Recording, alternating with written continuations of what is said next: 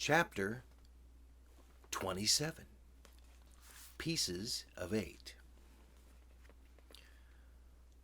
Owing to the cant of the vessel, the masts hung far out over the water, and from my perch on the cross trees I had nothing below me but the surface of the bay.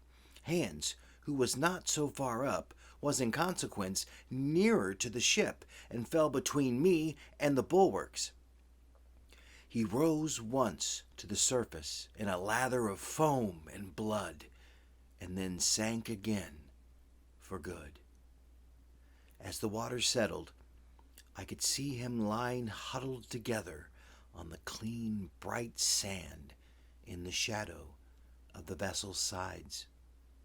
A fish or two whipped past his body. Sometimes, by the quivering of the water, he appeared to move a little, as if he were trying to rise.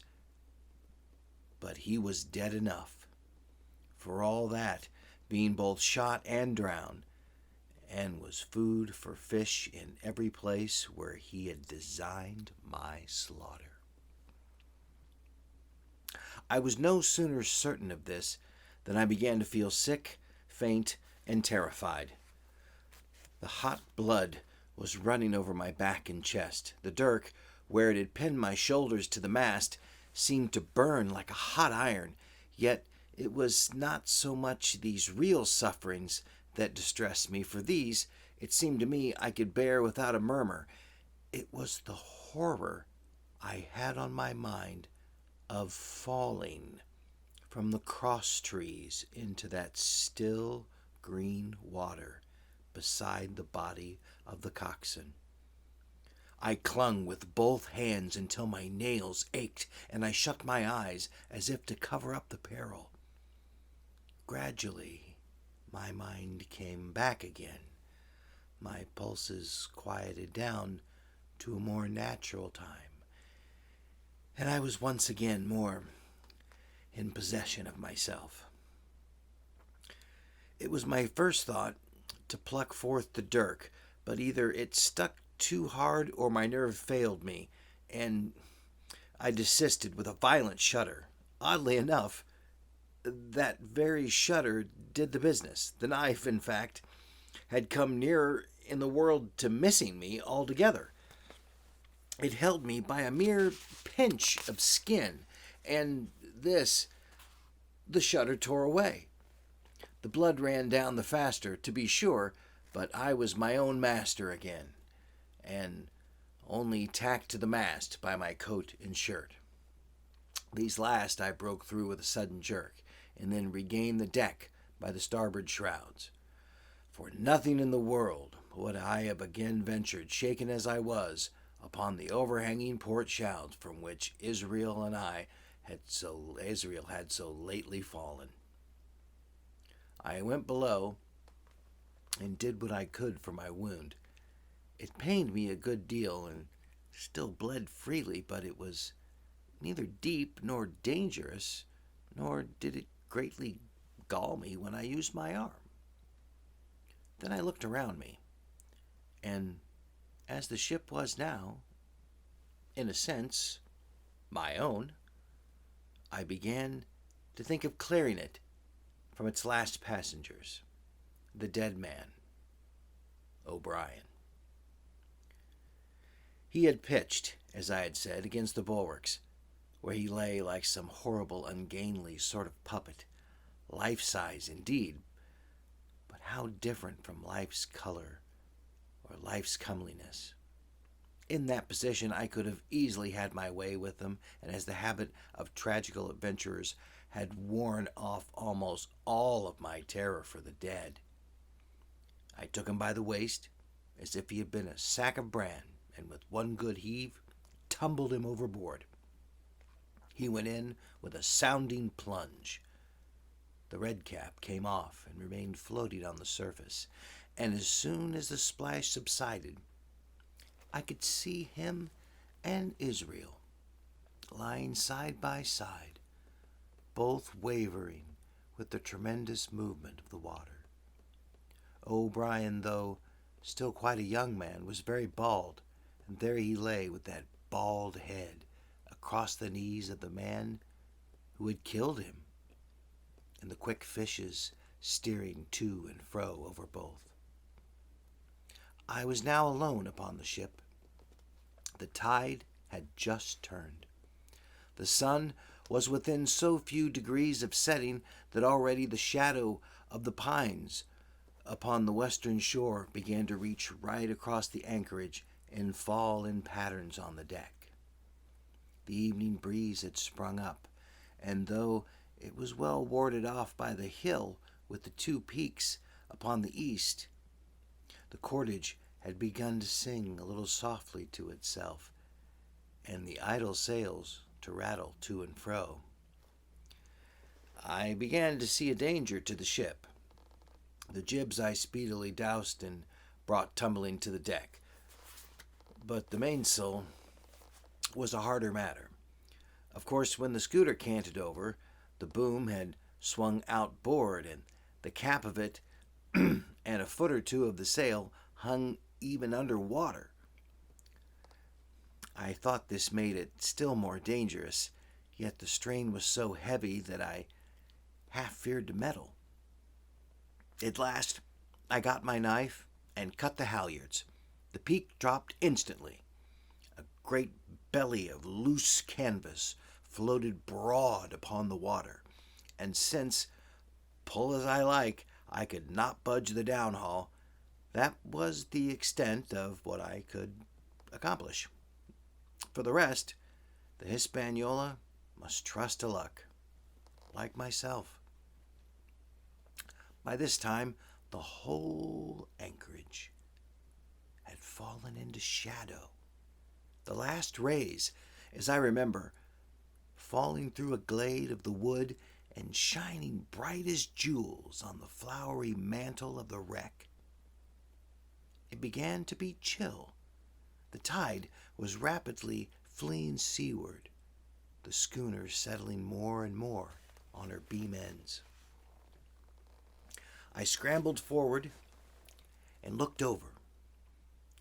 It seemed shallow enough, and holding the cuthouser in both hands for the last security, I let myself drop softly overboard. The water scarcely reached my waist. The sand was firm and covered with ripple marks, and I waded ashore in great spirits, leaving the Hispaniola on her side, with her mainsail trailing wide upon the surface of the bay. About the same time, the sun went fairly down, and the breeze whistled low in the dusk among the tossing pines. At least, and at last, I was off the sea. Nor had I returned thence empty-handed. There lay the schooner, clear at last from the buccaneers and ready for our own men to board and get to sea again. I had nothing nearer my fancy than to get home to the stockade and boast of my achievements. Possibly I might be blamed a bit for my truancy, but the recapture of the Hispaniola was a clenching answer, and I hoped that even Captain Smollett would confess that I had not lost my time. So thinking, and in famous spirits, I began to set my face homeward for the blockhouse and my companions. I remembered that the most easterly of the rivers which drain into Captain Kidd's anchorage ran from the two-peaked hill upon my left, and I bent my course in that direction that I might pass the stream while it was small.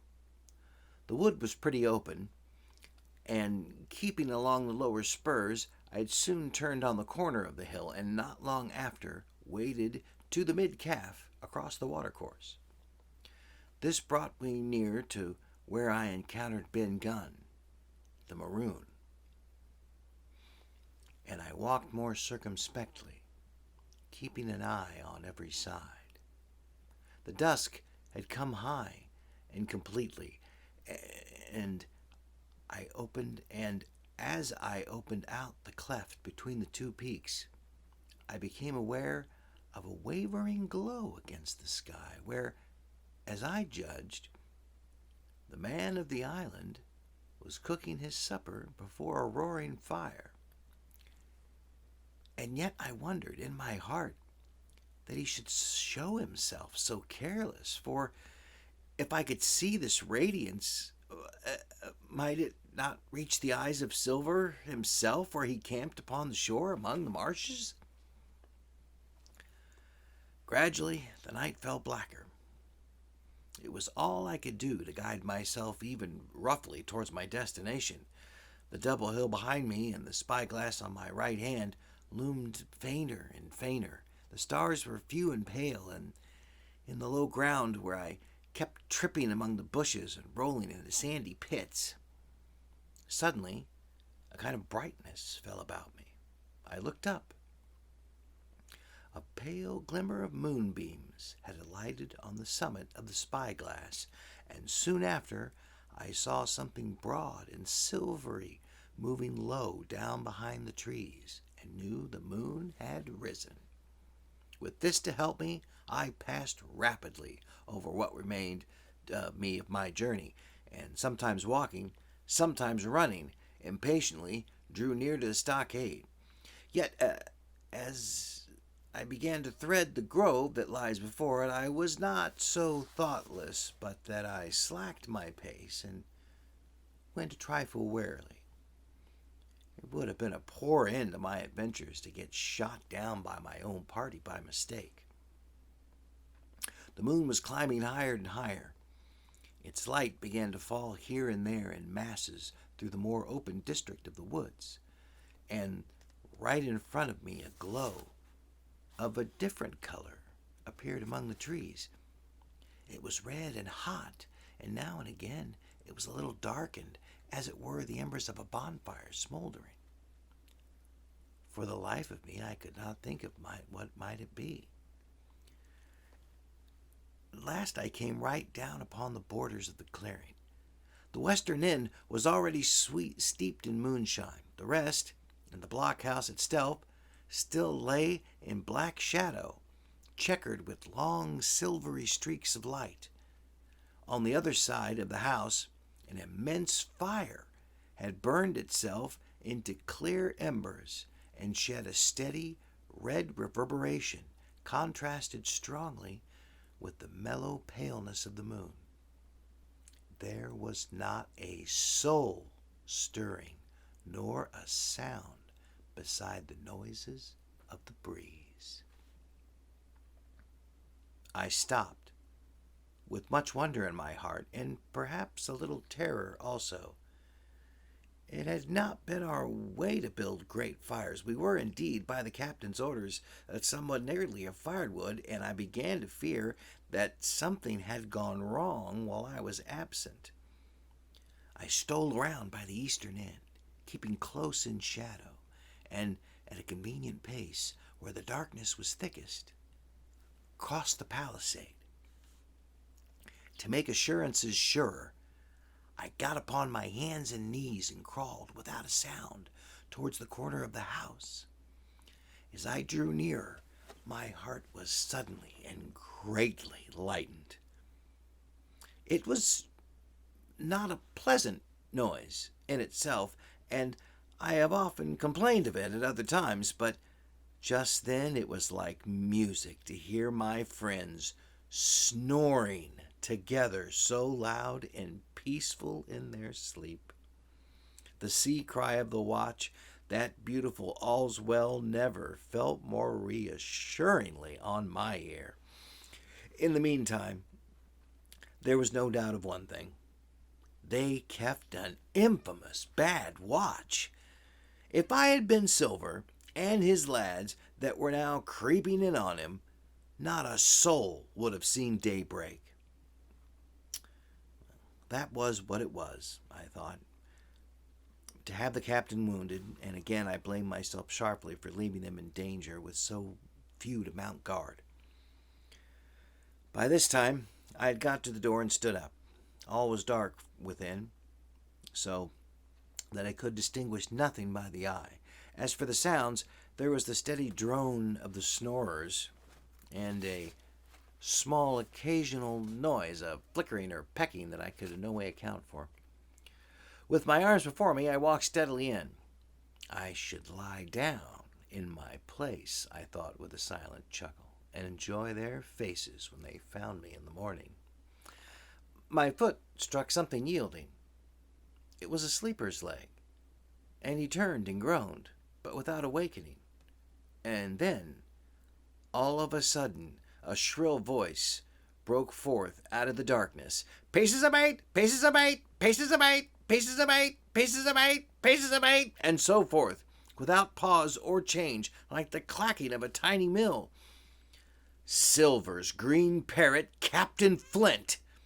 It was she whom I had heard pecking at a piece of bark. It was she, keeping better watch than any human being, who thus announced my arrival with her wearisome refrain. I had no time left to recover. At the sharp, clipping tone of the parrot, the sleepers awoke and sprang up, and with a mighty oath, the voice of Silver cried, "Who goes?"